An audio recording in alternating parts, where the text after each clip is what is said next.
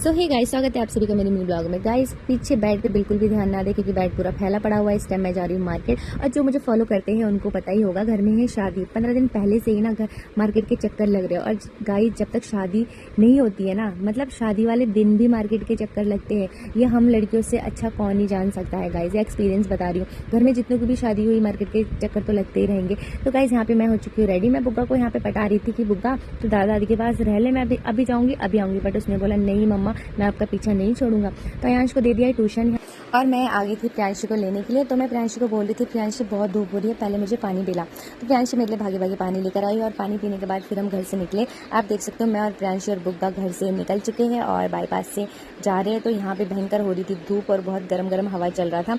और फिर हम फाइनली पहुँच चुके हैं मार्केट। ऑलरेडी मार्केट में मम्मी पापा भाभी सब पहुँच चुके थे। आप देख सकते हो, ये जो शॉप है ना, यहाँ पे बहुत अच्छे रेट में बहुत अच्छा सामान मिलता है, और यहाँ पे पूरे घर जैसी फीलिंग आती है। जो भी बाहर से घूम फिर के आते हैं ना, शॉप में कैसे बैठ जाते हैं जैसे घर में नहीं बैठते वैसे। तो यहाँ पे हम ले रहे थे साड़ियाँ और सूट वगैरह ले रहे थे। तो धीरे धीरे यहाँ पे भीड़ बढ़ती गई, और सारी औरतें इतने कन्फ्यूजन में थे कि कौन सा छोड़ के कौन सा ले। तो गाइज, तो कुछ साड़ियाँ तो फाइनल हो चुका था, और मम्मी पापा ने बोला तुम दोनों जाओ और नीचे जाके सूट भी फाइनल कर दो, क्योंकि मम्मी इतना चल नहीं सकती। चलते चलते मम्मी के घुटनों में हो गया था दर्द। फिर मैं और भाभी नीचे की तरफ गए। जब हम नीचे गए, वही हाल, इतने सारे सूट और फिर कंफ्यूजन कौन सा ले कौन सा नहीं ले। फिर फाइनल यहाँ पे बहुत जल्दी फाइनल कर लिया था हमने सूट। उसके बाद फिर हम आ गए थे ऊपर की तरफ, कुछ साड़ियाँ और चूज़ करने थे। तो यहाँ पे आप देख सकते हो, यहाँ पे एक दो साड़ी और पसंद आया है। तो यहाँ पे भी हमने साड़ी वगैरह लेने के बाद फिर मैं और प्रियांशी निकल गए थे। मैंने बोला अब आप लोग अपना करते रहो, मैं और प्रियांशी और बुग्गा जा रहे। फिर हम आ गए थे एक और शॉप में। तो यहाँ पे आप देख सकते हो, बुग्गा को मिल गया था उसका कोई दोस्त तो जो मिली, और फिर दोनों भाई, वो तो भूल ही गए कि मैं मम्मी के साथ आई हूँ, और वो भी भूल गई वो अपनी मम्मी के साथ आई है। दोनों ने उस शॉप में मचाई इतने आतंक।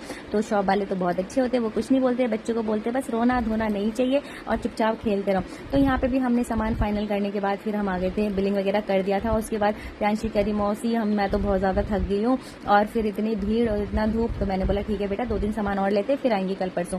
फिर मैंने सोचा बैंगल्स की शॉप में जाती हूँ। तो जब मैं बैंगल्स की शॉप में गई तो भैया ने बोला अरे ये हाथ तो खत्म के लिस्ट में, इस हाथ के तो बैंगल्स ही नहीं है। तो गाइस, ढूंढ ढांड के मेरे हाथ के 2-4 जोड़ी मिल गए थे बैंगल्स। वो बैंगल्स वगैरह लेने के प्रियांशी और बुग्गा के पेट से आ रही थी आवाजें कि मम्मा कुछ खिला दो, भूख लग रही है। तो हमने बोला चलो भूख लग रही है तो कुछ खिलाऊंगी ना, सिर्फ घुमाऊंगी थोड़ी ना इतने धूप में। तो हम पहुंच चुके थे बालाजी डोसे वाले के यहाँ पे। तो यहाँ पे हमने डोसे खाए। गाइस, हम बहुत सही वक्त पे आ चुके थे, और यहाँ पे सिर्फ हमारा लास्ट ऑर्डर ही उन्होंने एक्सेप्ट किया है। उसके बाद जितने भी लोग आए हैं उनको कैंसिल कर दिया। तो मैंने बोला थैंक गॉड कि हमारा एक्सेप्ट हो तो गया ना।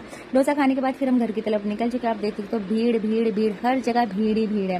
भीड़ का सामना करते फिर हम आ चुके थे घर, और घर में आके फिर मैंने मस्का लगाया है अयांश को। उसके लिए बहुत सारी चीज़ वगैरह लेके आ रखी थी, क्योंकि मैं उसे हमेशा छोड़कर जाती हूँ, और जब घर आती तो उसके लिए बहुत कुछ लेकर आती हूँ।